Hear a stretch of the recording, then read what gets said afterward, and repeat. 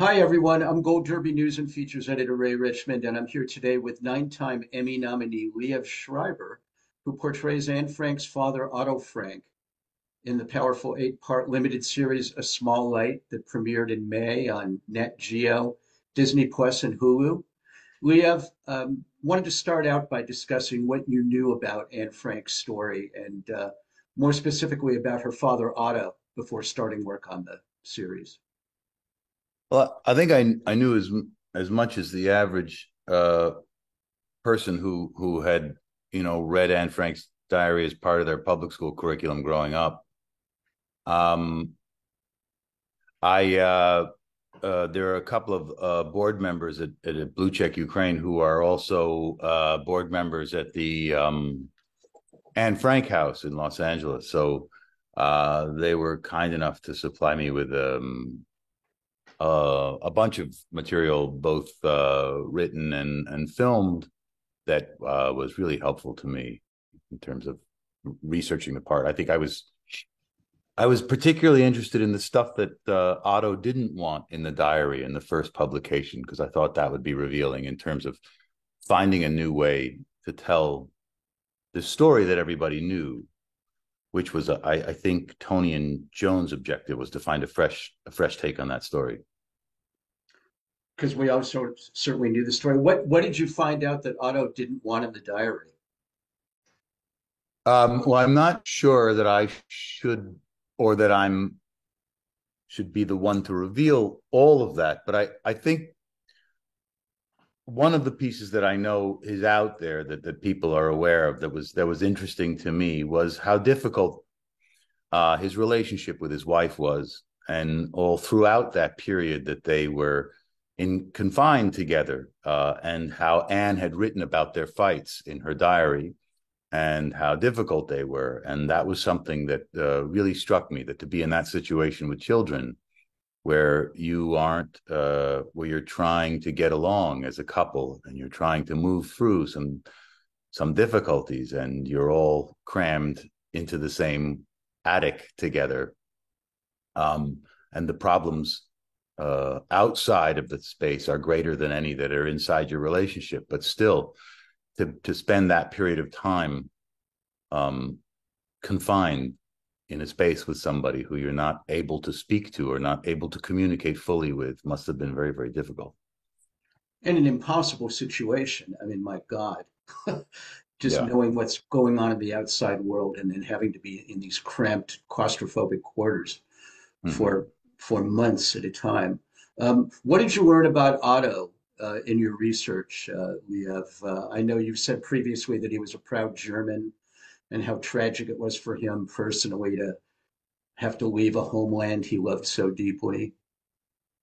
I think that was the thing that really stuck out to me, was his identity as a German and how much he enjoyed being a German. He served in the armed forces there. He was a successful businessman. And I think, as someone who wasn't particularly religious or didn't really identify as Jewish uh, per se, um, it was very hard for him to accept the anti-Semitism and the role of Jew. It was something that, well, sure, he's a Jew, but it wasn't how he defined himself. It wasn't part of his identity. And I thought that was very interesting, because I remember when I was a little kid, I used to talk to my mom about when she would talk about the Holocaust. And I would say, well, I would just say that I'm not a Jew. And I can't remember what her answer was, but I remember in my innocent imagining of what that would have been like, that I could just say I wasn't a Jew. Well, it didn't matter. It mattered what other people determined you were or what they said you were. And I thought that was particularly tragic for Otto, because it wasn't how he defined himself or wanted to identify. But like everyone else, he had no choice. He had no say in that matter. That if they could connect you to it in any way, then you were condemned to be that. Did you relate to Otto on a personal level as a Jew yourself and as a man? I think the part that I find most relatable to Otto's story is Well, I think the obvious piece that I can't, really begin to understand, but I think that most people relate to is the loss of a child. Um, but I think the piece that I can relate to is trying to be a parent and trying to be a good parent and doing your best to give those kids what they need and to protect them and to love them and all of the, you know, feelings around that. Um, Sometimes we think it's hard to raise our children now, given devices, social media, the pandemic, divisive politics. But it was really powerful to me to see that there have always been parenting challenges, and that you know giving your children those values and that faith and the humanity that sustains them and drives them and makes them hopeful and optimistic and ambitious, as Anne certainly was really an extraordinary accomplishment on both their parts, um, uh, uh, Otto and his wife. Yeah. For those who may not be familiar with the story, Anne's story, as it's told in this series, it focuses on Anne Frank's story from the perspective of Miep Gies, the woman who helped hide the Franks from the Nazis in Amsterdam in the early 40s. You've been outspoken about the current plight in the Ukraine, and how did the current state of the world and that war with Russia play a role in your decision to want to play Otto, if any? Well, I got the script just before my second trip to Ukraine, and uh, it just seemed like the right story at the right time. Um, Meet Heath was such an extraordinary person and someone who shines such an incredible example on our ability to say yes to each other, that it's built into us as human beings to say yes to each other, to help, to be good neighbors, to be good humans. And it just felt like it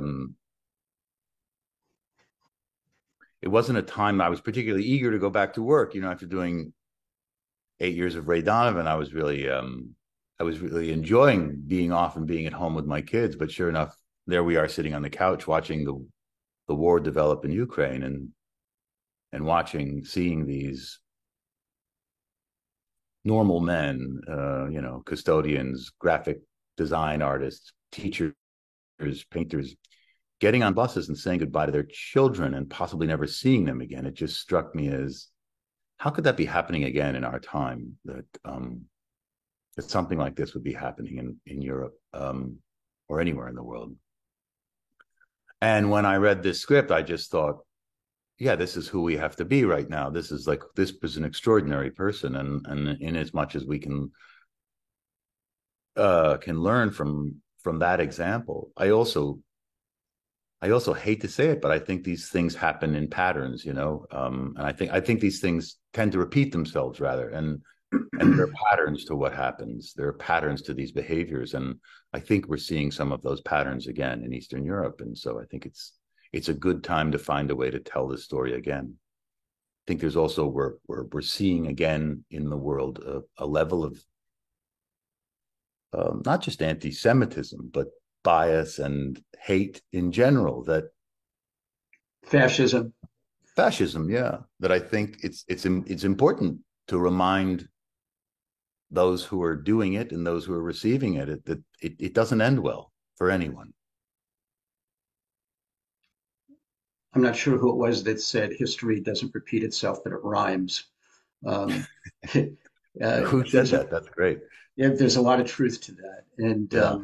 uh, I know the filmmakers went to great lengths to make the story seem relatable and contemporary and not some dusty relic of history.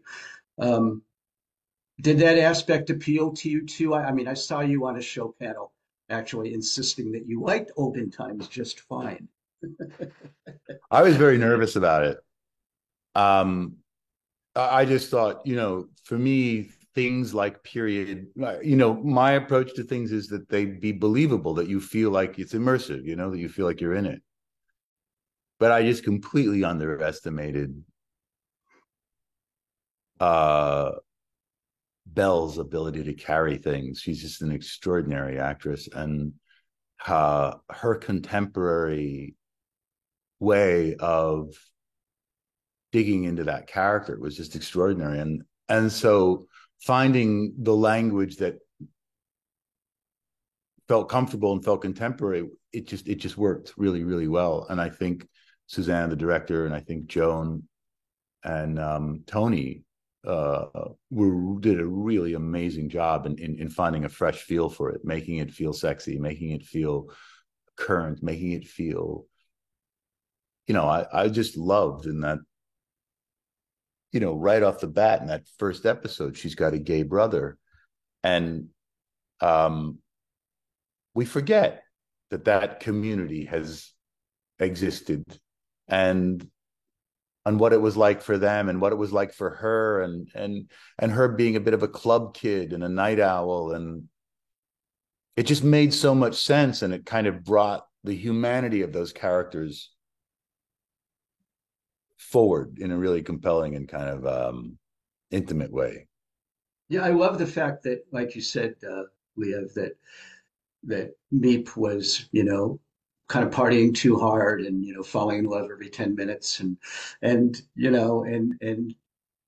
just enjoying her life. And like you said, we somehow think that gay people, sprang up in society Yeah, somehow in the 60s or 70s, yeah, and that they didn't just simply didn't exist in the 30s and 40s. right. Uh, I also think that the finding a way to make the humanity of the characters the central narrative into which the Holocaust comes as an interruption. And I think that's, for me, in my experience in Ukraine, that's what I've seen. Like, that's what you forget about war. War is not about war. War is about life. War is about interrupting life. Like young people who are not able to continue their educations or their relationships, or because of death, uh, they lose families, and they're now into the business of burying people or finding people, and that's what war does. And it's sort of like, there's something really interesting about a narrative that doesn't let war lead, that lets life lead. And I was very impressed by Joan and Tony's ability to do that.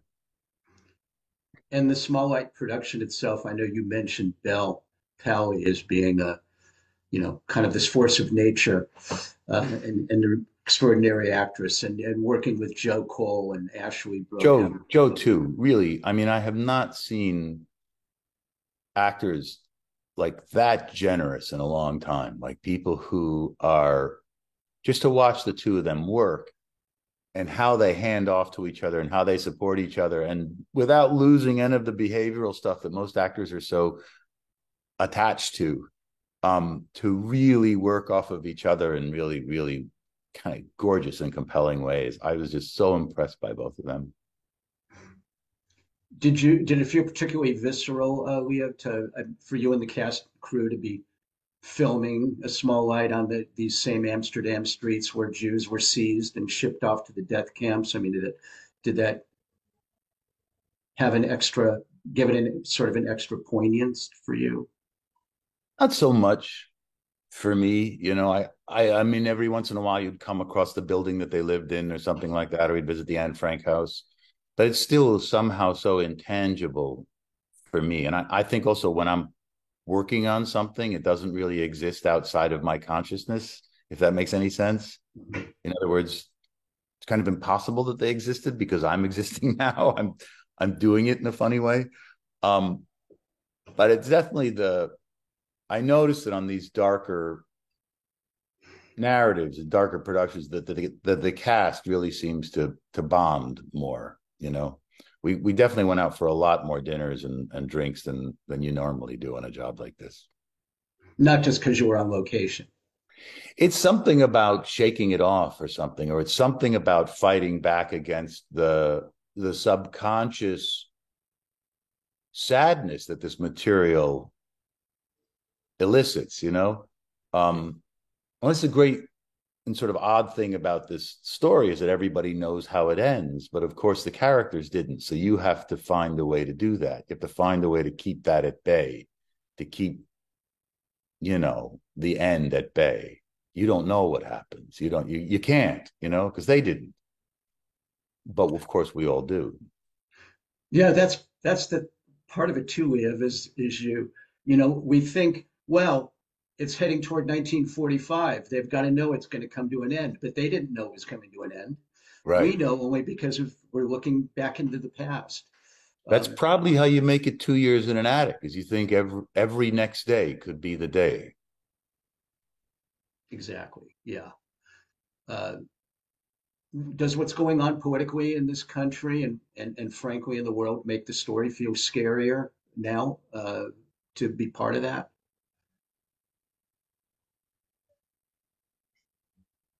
I'm trying to learn to be an optimist. And I do think that I do think that Meep's words are true, that anyone can turn on a small light in a dark room. And I think that collectively doing that in the smallest way, maybe it's not hiding a family in a jam factory, but it's just these little acts of kindness and compassion that we can keep kind of generating. I really do believe make a huge difference. And so I'm super proud to be a part of her story. It seems like this project, just in general, has a kind of a special place in the hearts of everyone who not just worked on it, but has seen it too. I mean, critics and viewers are. I've rarely seen the kind of universal praise the series has gotten. You know, does It's it great to find the hero, She's an extraordinary person, Meep. This tiny little woman who did these huge things, and we overlook these people, and it's so great that we've corrected that mistake, that people have gone back and said, no, this is who we are. This is what our humanity amounts to. This is who we are at our best. We're this 4'10" person who sticks up for somebody against incredible odds. And we all like to think we would be that person if it shifted onto us, but none of us really knows until it's happening, do we? Right. None of us really knows we're going to rise to that occasion like that. And it's interesting the way that Meep, even though we knew her story before, but who hid Anne Frank and her family had largely fallen through the cracks in terms of universal sort of renown, or at least in this country. So it's There was good. an article. There was an article in the Times a few weeks ago about dogs and the genetics behind dogs that they think may inform the genetics behind humans. Is that it wasn't really survival of the fittest. It turns out it was survival of the friendliest. And that the writer speculates in this article that part of why we've done so well is not because of our ambition, our intelligence, or anything else. It's because of our ability to come together in communities. And I like that idea. I like that idea that it's genetically built into us to look out for each other, to take care of each other. And of course, there are these waves of aggression and confusion and greed and all these other things. But I do believe that idea that it is built into us, that what Meep did is kind of par for the course with our species, hopefully. That is the optimistic glass half full way to look at it. So you're learning. I'm Well, I'm trying. I know that doesn't keep you up nights, Liev, but it would be nice, I imagine, to get another Emmy nomination. And the fact that you're 0 for 9 so far in terms of nominations. Is that Yeah, my kids think it's pretty funny. It might ruin a terrible joke if I won anything. Well, my kids love ragging me about the Emmys. I remember when the Larry Sanders Show had been nominated for like 45 Emmys over a period of 6 years. And they finally won one in their final nomination. Gary Shandling Lundy's like, this is going to ruin it completely for me. Yeah, that's right. Yeah. Yeah, But this is a really thank you for doing this. I think we're out of time here. We have thank you. you can see Liev Schreiber in A Small Light on Nat Geo and streaming on Disney Plus and Hulu. Best of luck to you this Emmy season. Uh, and tell your kids I wished you luck as well. And Thank you, Ray. thanks for joining us today at Gold Derby. My pleasure.